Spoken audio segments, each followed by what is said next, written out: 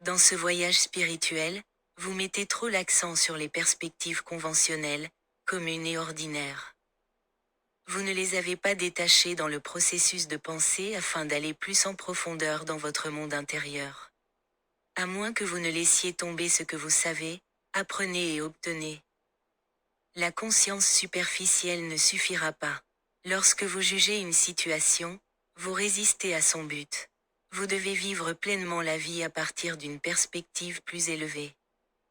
Remarquez-vous comment votre émotion change la vérité d'une situation? Libérer ce à quoi vous vous attachez peut vous aider à voir avec clarté. Ne laissez pas votre attitude vous retarder dans votre transformation positive.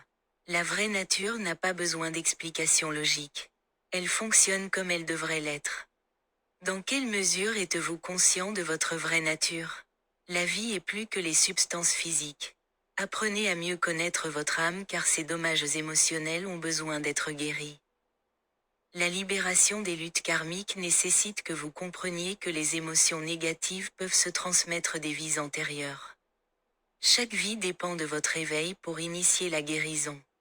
Faites attention à vos déclencheurs émotionnels.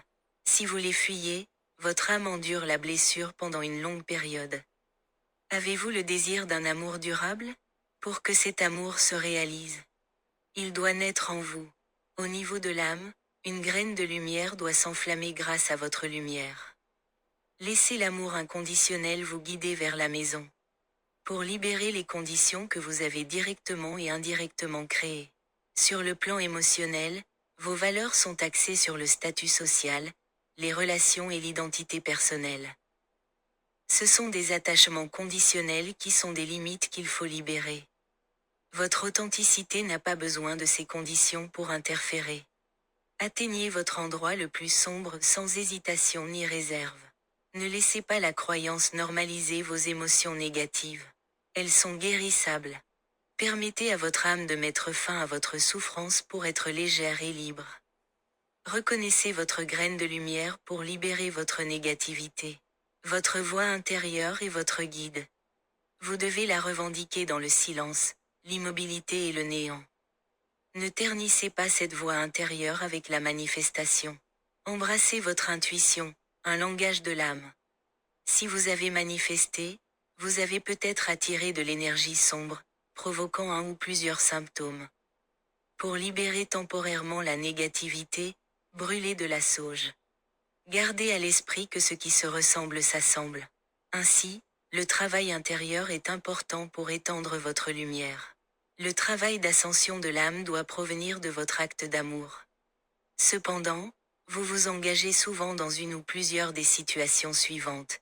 Désespoir, précipitation, inquiétude, peur, jugement et manque de compassion.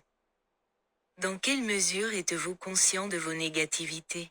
Au fur et à mesure que vous traversez chaque cycle karmique, faites de petits pas pour libérer votre émotion déclenchée. Découvrir la partie inconnue de vous-même devrait être agréable. Soyez donc plus reconnaissant et aimez-vous inconditionnellement. Transformez vos opinions négatives en opportunités de guérison. Ce chemin sacré ne doit pas nécessairement être une lutte. Augmentez votre conscience de la guérison de l'âme grâce à un processus sensationnel et à une libération émotionnelle. Finalement, il y a la lumière, l'harmonie et la félicité. Vous sentez-vous actif ou passif? Certaines turbulences émotionnelles peuvent déclencher une énergie aussi extrême pour vous disperser. À ce stade, il est essentiel d'avoir un calme émotionnel. Un environnement tranquille peut calmer vos émotions négatives, comme la peur et la tristesse qui encouragent l'énergie passive. Et la colère qui encourage l'énergie active. Vous réfléchissez trop ou vous essayez trop fort. La véritable croissance nécessite une exploration sans vos idées de l'esprit, du passé et des croyances. Faites confiance à votre guide intérieur qui sait instantanément qu'il faut se révéler au bon moment. De plus, permettez-vous de vivre agréablement dans le présent au lieu d'anticiper l'avenir. Ce qui est un comportement addictif dont vous n'avez pas conscience. Votre acte peut impliquer une efficacité ou un raccourci qui nourrit diverses émotions négatives. Le désir personnel, la survie.